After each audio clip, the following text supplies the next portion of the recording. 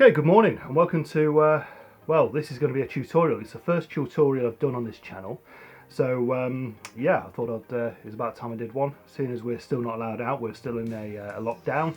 I thought what better way to create a video and how to do Lightroom and the basics of Lightroom, really. So today I'm going to go through a few examples of, well, I'm going to go through an image that I took a while ago in Lindisfarne back in January. And just really my basics of Lightroom, really, and hopefully you'll be able to get something out of this. The image is a fairly standard image. It was taken in RAW on the camera, so we'll have a look and go through. First of all, apologies for the additional marking on my nose. That was done just setting this gear up now. I've just sort of smacked my face with the tripod, so yeah, we'll motor on and get through it. But yeah, come and join me. We'll have a look at Lightroom now, and yeah, hopefully be able to pick up a few tips. If you're new to Lightroom, this will be absolutely fantastic for you. I'm going to go through each of the sections, each of the tabs, and show you what they do and the best way to sort of manage them, really. Okay, right, let's hop in.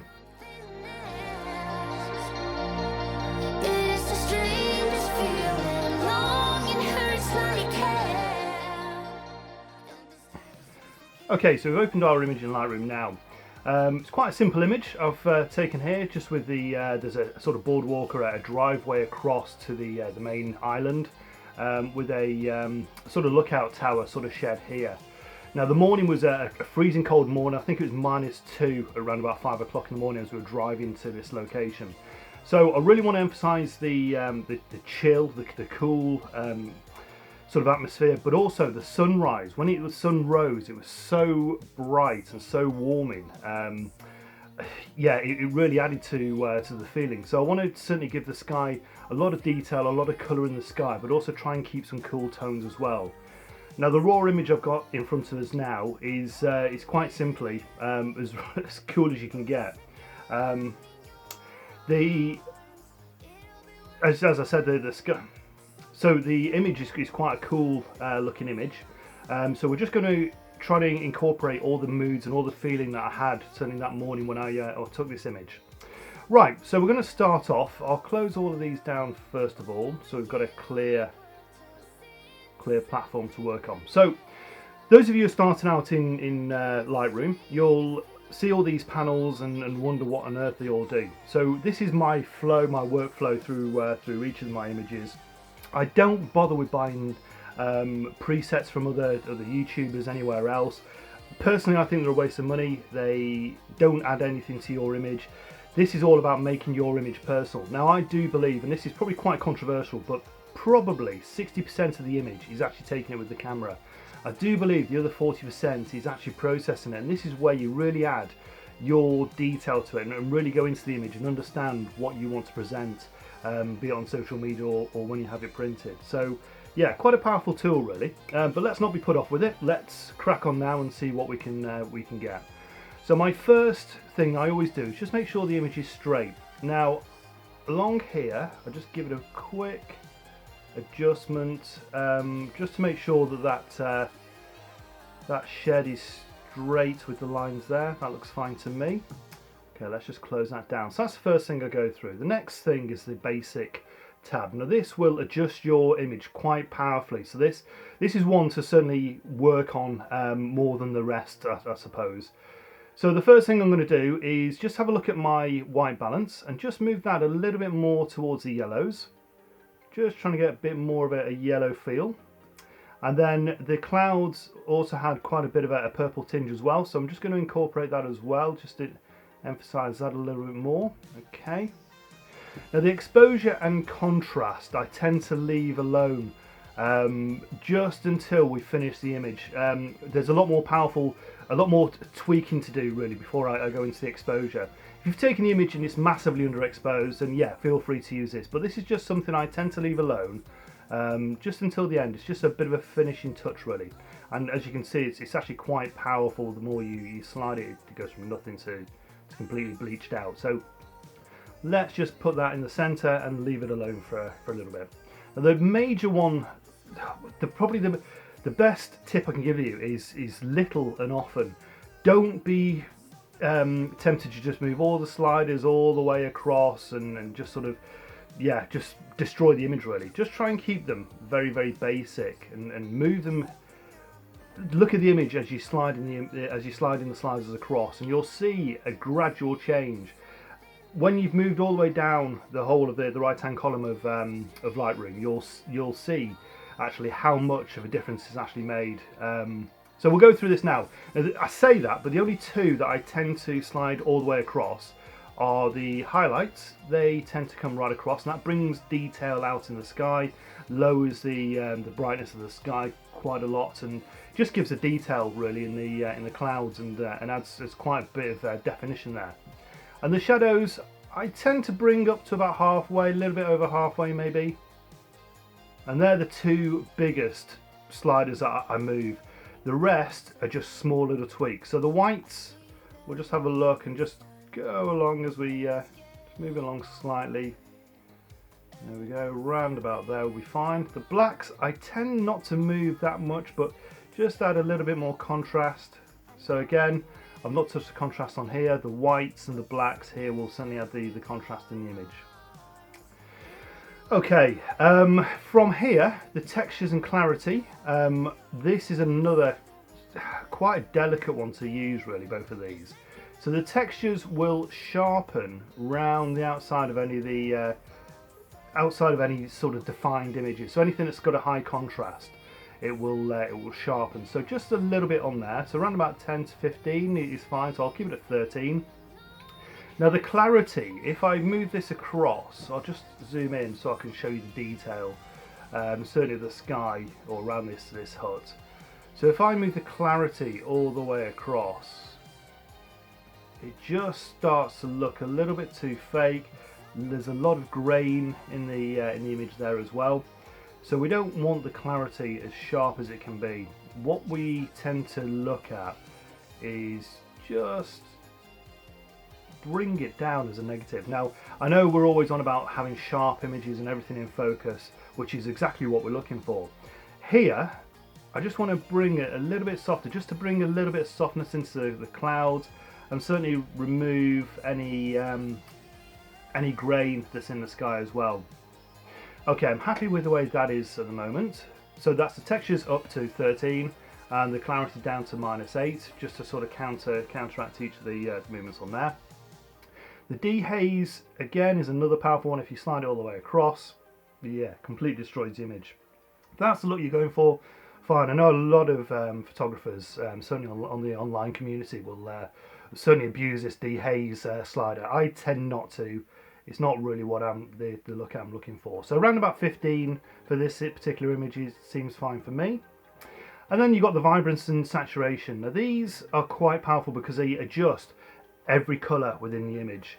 There is a tab further down that allows you to adjust each colour individually, which is what I use more of.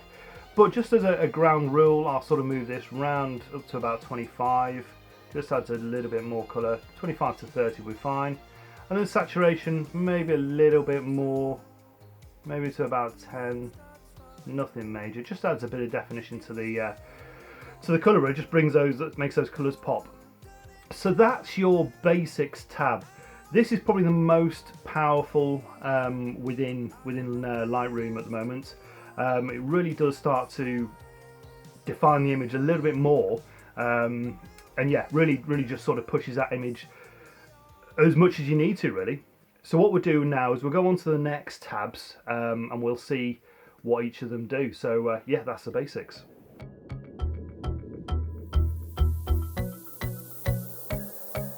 Okay, from the basics tab we go into the tonal curve. Now this is something I tend not to use too much. It's very similar to the basics, or the basic tab. It's just a different way of doing it. It's sort of moving this line, this line here. You can add points to it as much as you like. For me, it's a little bit overcomplicated. I prefer to use the sliders. Yeah, it's very, for me, it's not very user friendly. I probably use this about 4 or 5% of the time. It's really hardly ever used by myself. So we'll move away from the tonal curve. Have a play with it yourself, see what you find, whether you find using the sliders more intuitive or using the tonal curve, but for me it's something I tend not to use too much of. So we'll go on to the HSL and colour slider. So for me, this is probably the most powerful tool within Lightroom. It really does either make or break your image, so you've just got to be a little bit careful. Now what I tend to do is you've got the hue, saturation, luminous. Now you can have each of these tabs open, but I tend to use all because I use them all, and it's just a little bit easier for my workflow. So we're going to have a look now and just sort of show you what this does. Now you've got the luminance at the bottom here. We'll work the bottom to the top. Now the luminance will, if you slide, so we're looking at the yellows now and the oranges, that just makes them brighter, but it just washes it out in this image. So what we're going to do, just going to bring them slightly across to the right just to darken them down a little bit more. And then the blues as well, just a little bit. The blues are up in this area here. So yeah, happy with that. And maybe a little bit of red as well. Again, not massive. As you can see there, it's between 17 and 16. Yeah, so that's it for the luminance. Quite happy with the way that is. They're very limited movements that I tend to use. So onto the saturation. Now, this is the one that really adds a bit of power, a bit of punch to your image. So I've just moved the oranges, the yellows up to around about 35 is probably ideal for this image. Oranges a little bit less maybe. If we move it all the way across, it just adds quite a warm glow. But again, it was more of a cooler day, so around about 23 would be fine. And then just on the reds, just a little bit more. And we're going to just add a bit more definition into the blues and maybe the purples as well, just to add a bit more of a punch to the image. Okay, so that's the saturation and the luminance. Now we've got the hue section here. Now what this does, it just changes your colours. So if we're looking at our yellows, what we can do, we can make the yellows a little bit more orangey, the oranges a little bit more red, and then the reds a little bit more vibrant, sort of moving on to this almost sort of a much darker red really. So again, just a little bit on each of these I find is ideal.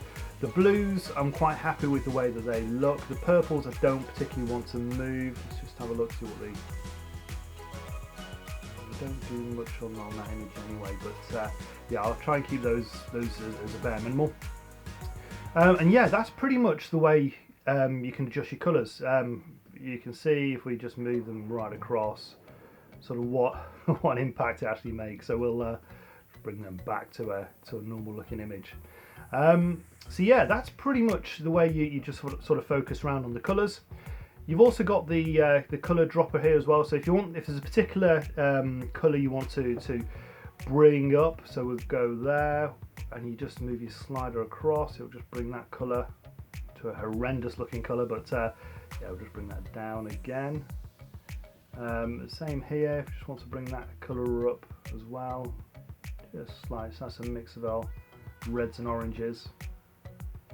So yeah, that's how powerful the colour sliders are. So when we've moved our saturation and our vibrance earlier on in the basics tab, that moves every single colour. This allows you to go in and just break it down individually.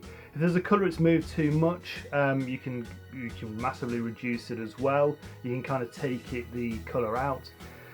And also if you want to do colour selection, so if you just want oranges in the image, just slide the sliders all the way across on saturation, but just keep the orange available, and that will give you a sort of colour select, if you like. So those sort of older images, certainly of the 90s, where you had the New York streets and just a yellow taxi and everything else was black and white, that will be the way that they've done this, certainly through Lightroom. There's another way you can do it in Photoshop, but it's a little bit more complicated. This is a bit of a quick win. So yeah, that's the HSL colour sliders.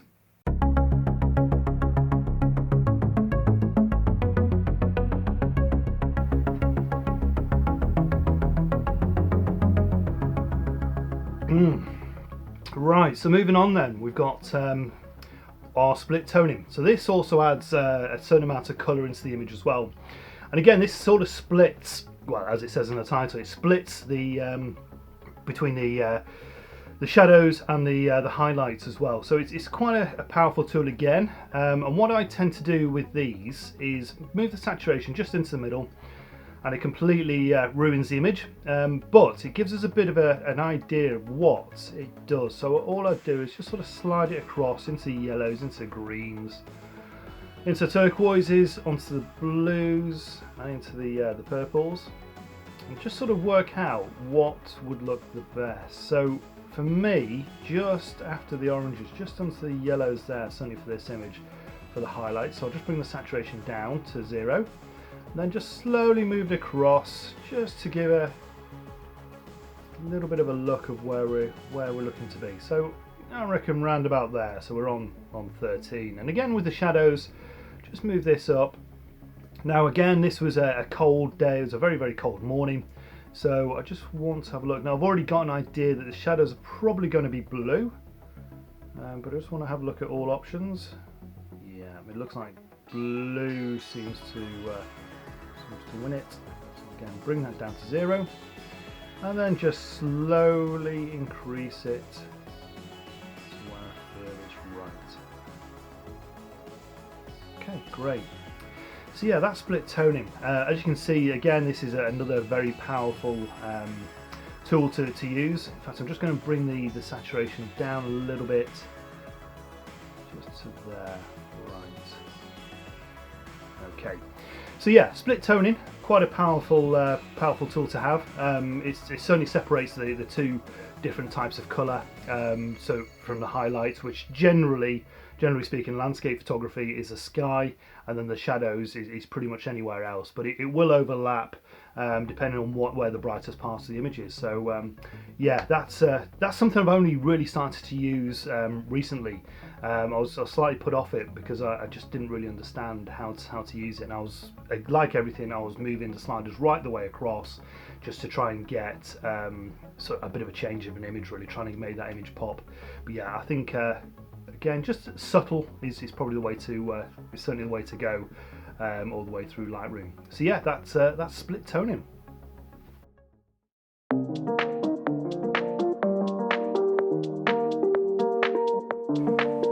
So the next option we've got on our right hand tab here is the detail. Now this is another one I've only recently started using. I never really understood what it did until I started to zoom in on the image. So if we just take our shed around here, you'll see that, yeah, zoomed in quite a lot. It's this 3:1 ratio I've got on here. So it's sharp as an image, but let's see what else we can do. Now, normally I would do sharpening through Photoshop until I discovered this handy little tool. So the way I tend to use this, I tend to keep the radius and the detail round about what it's sort of set at, really, with Lightroom. But with the slider on the top, for the amount of sharpening, I'll just bring it in just so where the colour starts to change, it starts to go into red. Further you go across, you can see it's starting to introduce a lot of grain into the sky and also onto the shed here, the lookout shed. So yeah, we want to reduce that a little bit around about there, but there's still quite a lot of grain. Now the easiest way to manage this, we've got two options we can go through now. So I don't want the sky completely, each of the clouds sharp. I want them more fluffy, more sort of, yeah, softer look to them. So with the masking, I'm just going to move this across slightly, press Option as I do, and what it does, it looks at the contrast of the image. So anything that's a little bit contrasty, it leaves as white. Now all the white within that image before has been sharpened. The rest of it, all the blacks, haven't. So if we just have a zoom out there, look at the total image, press Option again, just move it slightly across. So all of the woodwork, all of the roadside and things like that, and a little bit of the cloud are now being sharpened, but the rest of the sky is nice and soft. Just move that down a little bit, actually, to around about 120 will be fine. So if we zoom back into the image there, so we've got a massive reduction on the grain, but we've made the shed a lot sharper. Now we've also got the noise reduction as well. this is quite a handy tool to have. Now, again, like everything, it's a little movements make quite a big difference. So I tend to keep it below 20, around about 15, and it just makes that sky, it certainly removes that noise, that grain in the sky, and gives you a much softer image. If you move it all the way across, it makes it look more like a painting. It's more of a softer look, but that's certainly not what we're looking for. So if we just keep it to around about 15, it just keeps it sharp. Once it loads up, just keeps it sharp, and yeah, gives us quite a nice image. So a nice smooth velvety look in the sky, and yet the shed is very sharp. So yeah, quite happy with the way that looks. So yeah, the detail is something that I never really used, and when I used it by itself and just sort of slid it across, I didn't really see much of an improvement really on the image. But when you zoom into the detail, and certainly if you're going to print any of these images off, that really just gives it a little bit more of a leading edge than if you weren't to do that. So yeah, that's all about the detail in Lightroom.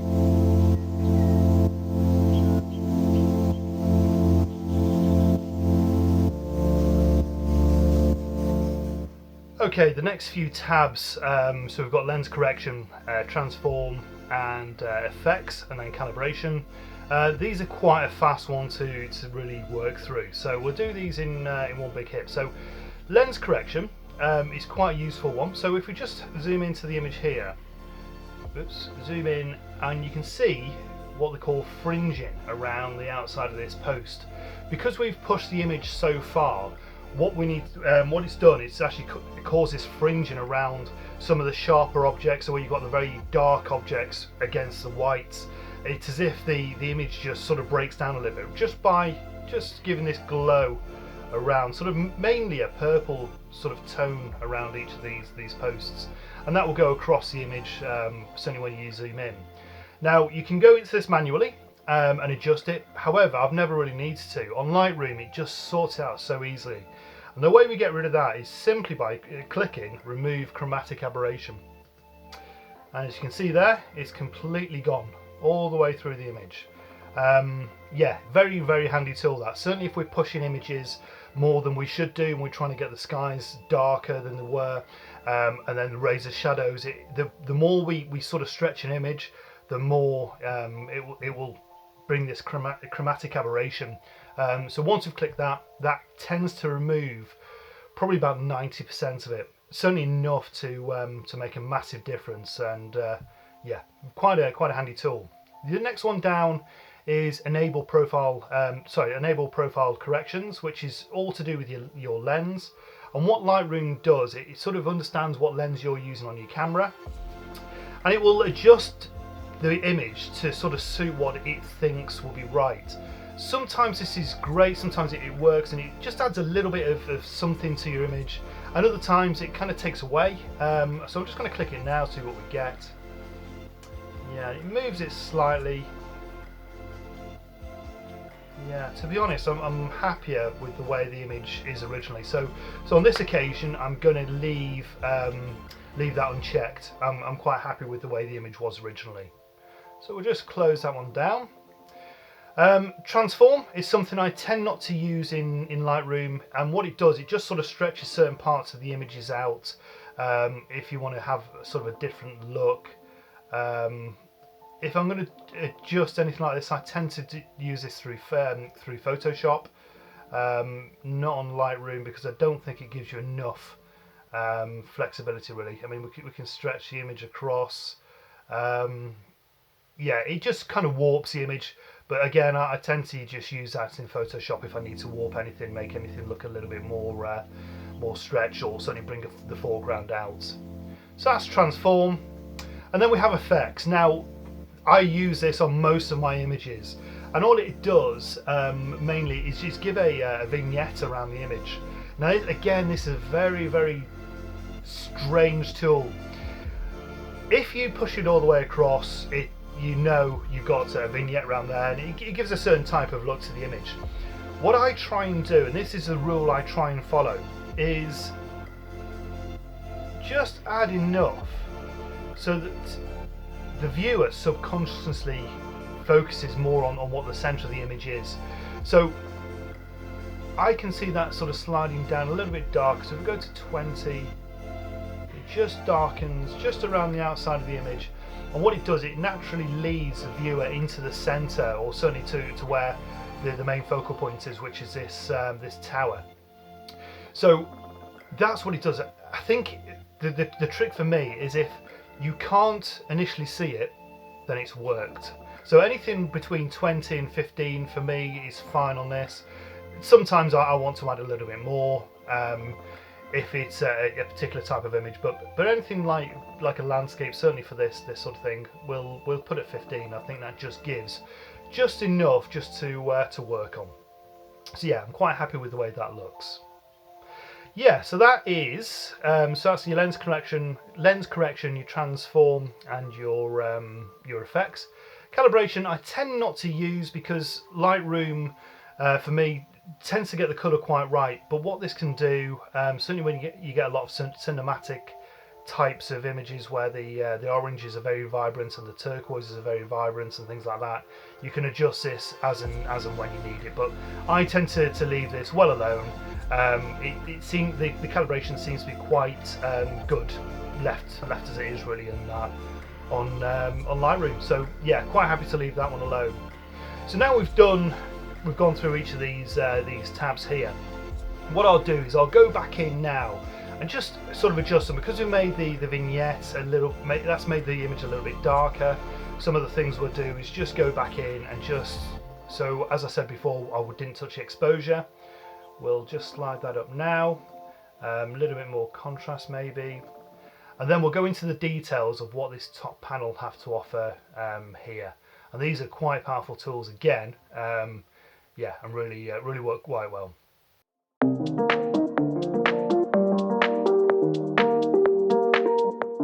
So we've already gone through the first tool here, which is the crop tool and the angle tool. Now we've adjusted the angle slightly just to make it more level. But also what this can do as well is crop your image down to a 1x1, 4x5, and so on and so on. And this is quite a handy tool, certainly if you want to crop your image in. For this particular image, I'm going to keep it standard. It's something I'm possibly going to print from, so I could do with it being as big as I want. I shot it this size because this is the print size I wanted. For when I actually finally take it to the printers. So I'm going to leave the crop size alone. That's fairly standard, and that's what I want to do with this image. Now, as I've been into this image, I've noticed a few sort of black spots. There's one there. I think there's one further at the top as well, just there, just on the edge. Another one there, and these are just bits of dust that have been on the front of the lens or on the sensor as I've taken the image. So I'm just going to go in and just adjust those now through Lightroom. Again, this is another thing I generally do through Photoshop, but Lightroom has got so much better over the last few years. So all you simply do is the next tab along this sort of circle with an arrow attached to it is click on that, and we can adjust the size of it up and down with your mouse, and we'll just keep it. Trick is just slightly bigger than what you want to adjust, just so it gets the full radius of the item. Click it, and quite simply the computer does the rest. I mean, how great is that? So that's that one done. We'll then move up to the top one, if we can find it. There we go. And we'll just do the same there, just click that. There you go, and it picks that image there and blends it into there. And again, on that one there. Perfect. That's done that very well. There's another one there as well. Just adjust that. Yeah, as you can see, that works very efficiently indeed. What is quite amusing is when you've got a speck of dust on your monitor and you're spending a few times just trying to remove the speck of dust on the monitor with this. That doesn't work. Cloth will work a lot better on that one. Right, another one here, just click on that as well. Yeah, quite happy with the way that is. We'll just zoom out. Yeah, doesn't seem to be any more. So the red eye filter I never particularly use. I never used that one either. I always find that the brush, it's a radial adjustment tool. I always find that the brush is a little bit better. So if I want to highlight that a bit more, we can do. Sorry, just need to invert that. Yeah, it's good for highlighting certain images. I find it a little bit fiddly, so that's just my choice, but yeah, I tend to use that very minimal. In fact, I might have a play with it just to highlight that tower in a minute. Right, so as I say, the red eye, tend not to use. I don't do a lot of portraits, and if I do, it tends not to have red eye anyway. So our graduated tool here, this is a very useful piece of kit, but again, it can be used too harshly as well. Many a photographer that I see on Instagram have killed this to death. Layers of filters, and the sky's completely dark and yet the foreground's really bright. No, it doesn't give for a natural looking image. So what we're going to do, we're just going to highlight the water a little bit more. We're just going to give a bit more light down here, so just adjusted the exposure a little bit more, the shadows a bit more, and the whites, blacks as well, just to incorporate those shadows a bit more, those darker areas, and then the highlights drop a little bit more as well. But also want to give this more of a blue colour, yeah, more of a blue, just to try and give that feel of that cool day, because that water was so cold. I mean, we can adjust it to however we want, maybe to reflect the water, the sky, but I think we'll just give it a bit more of a cool look. That'll work for me. Again, we can dehaze, and it just dehazes that section that we're covering there. Saturation, a bit more light as well. Okay, that works well for me. Now the other side of this as well is I want to adjust the sky. Now, I want to adjust the sky, but I don't want to adjust the tower, because that is my main focal point on this image. This is what the viewer tends to look at first. So I'm just going to bring that down here, and if we adjust this now, everything gets adjusted. Now there is a little trick on here, and it's called the range mask. So it's off at the moment. So we'll set it to luminance, and we'll put it to show luminance mask. Now everything that is red will be adjusted, okay, but we don't want everything to be adjusted. So we're just going to slide this across a little bit to the right hand side, and then as you can see, the tower is starting to become white. Some of the cloud here has started to lose the redness. If we did it the other way, it just starts to adjust all the darker items. So we just wanted to adjust the lighter items. We just want to bring the light down a little bit, just to the sky, just in certain areas, but we don't want to bring it all down. Okay, so we click we'll remove the show, because we know we've selected that particular part of the sky, or the brighter sections. So we'll just bring that down a little bit, just there. Highlights a little bit lower as well. Shadows up maybe, whites up a little bit more, just to bring a little bit more definition, and then a bit more, yeah, maybe it's a bit too much, but yeah, you sort of get the idea. And then the clarity, I'm just going to bring down to soften that sky out quite nicely. Here's a little bit. We've already done a lot of this as well on the basics, so this is just going in and just updating it slightly, and just giving it a bit more of a bit more punch, really. Maybe just a bit more yellow in the sky as well. Okay, happy with that. Okay, so these two are very, very similar. So as I say, I don't really use the radiant filter that much, but I think on this occasion we'll give it a go. We'll see what we can get from it. So very similar to the grader, we can put a mask on it, and we'll just click the luminance, and we'll move it across this way. Oops, just click show. Sorry, keep inverting it. Across here.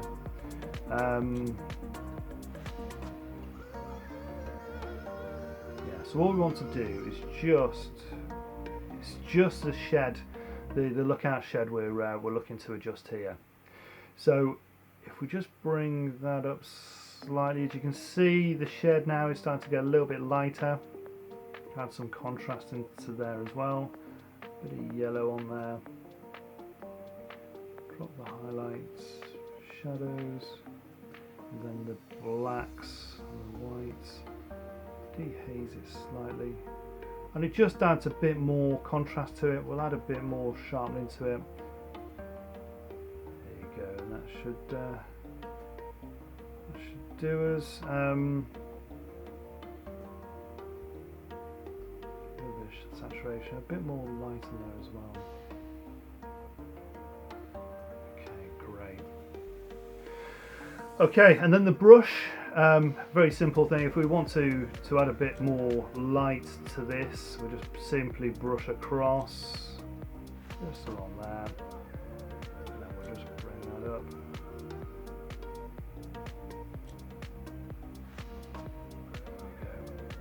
Bit of lag on the computer there. But yeah, I don't want to bring it too much up. Just a little bit more definition, really. I think is what it's looking for. And there we go. So that's the brush. So I'm just going to spend a little bit of time just going back through each of these tabs, just on the basics, just to add a bit more light to get the final look, really. And it's just about going back through, once you've got this final image, just about going back through and just fine tweaking here and there, just to get the real look that you're looking for. And then once you're finished, the best thing to do is leave it alone. Go make yourself a cup of tea, a cup of coffee or whatever, just go away from the computer for about 10 minutes. Now, bearing in mind we've made all these changes to this image, and we've seen it develop as we've gone, but we've not seen it in one big hit. So it could be a little bit too much for the eye to sort of take in. So the best thing to do is go away, have a cup of tea, then come back and just sort of, if you're still in love with the image, if you still think it's great, then fine. If not, then just fine tune it to what you want. But yeah, certainly take some time away from the image is what I'd say. Many a time I've posted an image out and thought, yeah, that's fantastic. Come back to it a day or two later, and yeah, I've sort of fallen out of love with it. So yeah, you can get a little bit sort of mindset on the image you've got in front of you. But yeah, like I say, step back, come back to about 10 minutes later, and you'll if you still feel the same about it, then fine. If not, adjust it to where you want. So yeah, that's the way I would suggest. So I'm just going to spend a couple more minutes now just adjusting this image to the way I like it, just fine tuning everything, and we'll have a look at the final image when I've finished.